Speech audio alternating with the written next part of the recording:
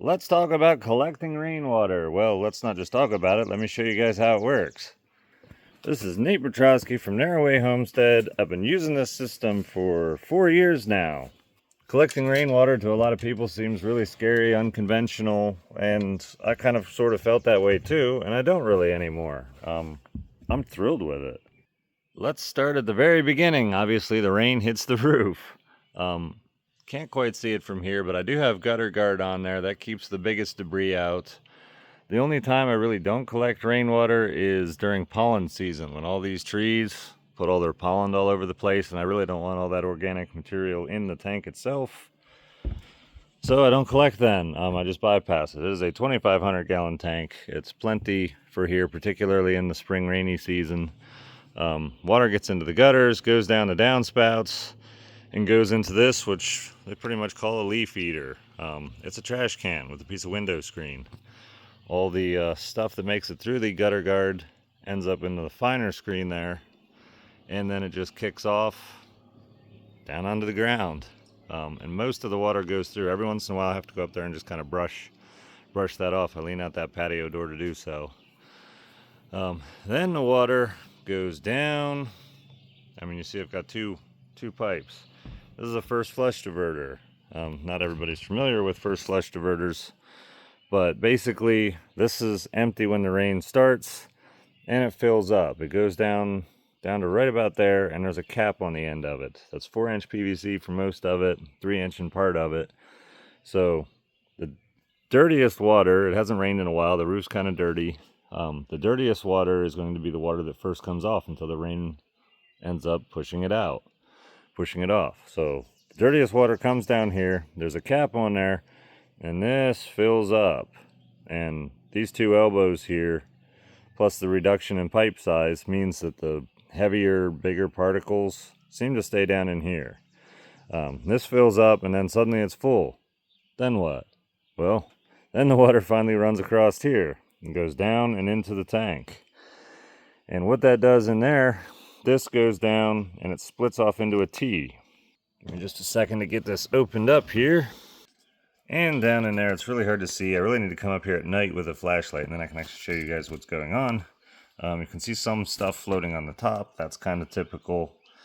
But it goes down, splits into a T, and then there's 45s that angle up a little bit. It keeps it from stirring the entire tank full of water. It's important not to stir up your entire water tank, because especially as time goes on, you end up with a sediment layer, and then you kind of have a top layer of floating stuff, and you've got a layer in between. And somewhere about 2 feet down is your cleanest water, as long as everything hasn't been mixed, which this hasn't. As the rain goes and fills this up, it's pretty often that it ends up overfilling it and pushes out the overflow. And what that does is all the stuff that's floating on top goes right out and leaves. So that's really awesome. Obviously some stuff is going to sink, or some stuff has already sank and it'll settle down to the bottom of the tank. There's really not much down there. I may have a 1/4 inch of debris down there in about 4 years of doing this. I've never flushed or cleaned out this tank in any way. So that's how water gets into the tank. We know about 2 feet down is supposed to be the cleanest water. And what I have here is a soda bottle, which acts as a float on this copper pipe. And if I pull that most of the way up, you should be able to see that is my water pickup, and it is about 2 feet down. It's actually a little bit further down. I'm debating about moving it up a little bit. And this pole just helps keep everything straight from twisting and turning, all that stuff. And it also serves as a nice visual rain level gauge or water level gauge. I can look at it from over there at the outdoor kitchen, see how much water I have, and know if I really need to adjust anything or do anything or change something with the water usage. Now from that pickup line, everything's pretty much standard like it would be on a shallow well. There are a couple differences, and I have PEX in there that's coiled around so it can move up and down without bending, kinking, or anything else as the water level changes. The pipe exits the tank up here, goes down here behind a bunch of insulation and heat tape on that, goes down underground and over here to a standard pressure tank and water pump. And this is also storage because the heat from my living quarters It's on a fan and a temperature gauge, and this little room basically pulls air from the building I live in whenever the temperature drops. So it keeps that whole thing from freezing or getting too cold, which is really handy in the winter. So your next question might be, what happens when the whole tank freezes? Because it is above grade, and a lot of people are like, you should have buried it, you should have buried it. Well, I don't live in Alaska. I don't live in the northern United States. I'm in West Virginia. This whole system is specifically designed by me for this climate. I do get ice on the tank. Sometimes the sides will ice. I've seen that as thick as an inch, and I've seen as thick as almost 2 inches of ice on top of it. That really hasn't impeded me. I do have a small section of water line that does freeze sometimes on the intake. In hindsight, sometimes I think I should have put a hole in the bottom of the tank, and then I would have been able to prevent having that pipe through the air that freezes.